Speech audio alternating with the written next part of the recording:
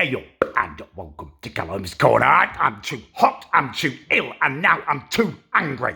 I cannot be expected to deal with this much stupidity today. I've just stopped a woman, a bloaty little blotchy bloater, who was basically trying to poison my dog.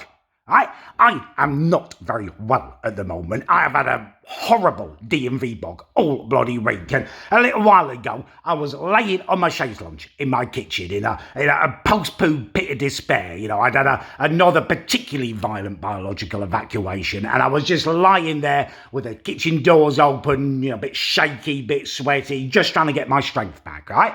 Anyway, I'm lying there and I hear this noise out of my garden, a kerfuffle, which means that someone is at the bottom of my garden at my fence on the, by the road, and they're meeting Lenny. He's got a little fence there. He likes to jump up and meet people, right? I always go down my garden when I hear people doing this because, so not all dogs are friendly like Lenny, and I like to supervise. So reluctantly, I pick myself up off the chaise lounge and I stumble out into my garden, right? And immediately, I know this is a mistake because the sun is hitting me, it's beating down on me. I feel even more faint, even more shaky, and the glare has practically blinded me after being inside. So I'm stumbling down to the bottom of my garden, right? And eventually, my sight's come back and my wits are about me. I get to the bottom of the garden and I'm confronted by a woman feeding my dog a Cadbury's brunch bar.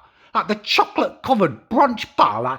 A dog cannot eat chocolate. It's poison to a dog, right? So immediately, I'm rectifying the situation. I had to be strict with Lenny, my dog. I had to tell him, Lenny, drop.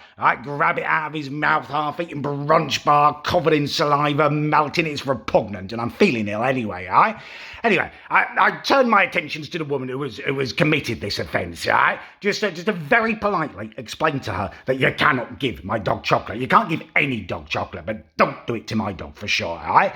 I turned to her and I'm fully comprehending for the first time what I'm dealing with here. I am not a shallow person, but she is ginormous.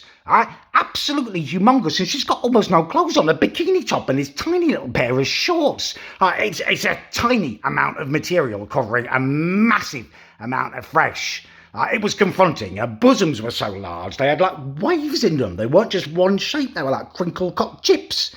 Unbelievable. Anyway, as I say, I'm not a shallow person, so I'm putting all this out of my mind, and I'm very politely explaining to her, chocolate is poisonous for a dog. You can't give it to it, right? And she's just looking at me with her mouth like a petulant little polo taking it in. And I'm trying not to stare at her, but it's difficult. She's got, the only thing she does have on, not clothes, but she has cream smeared all over her. Really thick white cream, which I can only deduce is sunblock, but she hasn't rubbed it in properly. It's just sitting on her skin, and it barely covers these giant red blotches on her chest and her neck and stuff. Anyway, I'm not a shallow person, so I put that out of my mind. I've very politely explained to her that you can't give a dog chocolate, and she starts answering back to me, and it slowly dawns on me that she doesn't comprehend that it's poison for a dog. She thinks I think it's just unhealthy. She's telling me, no one's ever died of eating chocolate. It might not be the healthiest thing.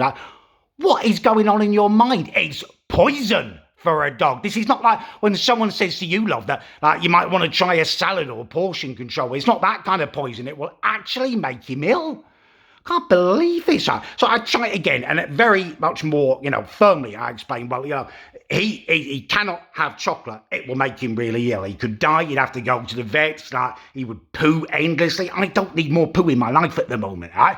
So I firmly but politely explained that to her, right? And she gets off. She just kicks off about it.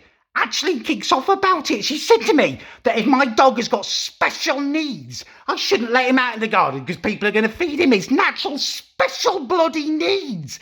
I'm incandescent with rage, but also I'm massively distracted because as she's getting angry, the red blotches on her body are travelling. It's like watching the breakup of the continents in reverse, the prehistoric continents. I'm basically watching ancient Pangea reform in her face. They're travelling up to one solid block of colour in her face. She's just called my dog special needs, but I'm more interested in the biological infeasibility of her ginormous body.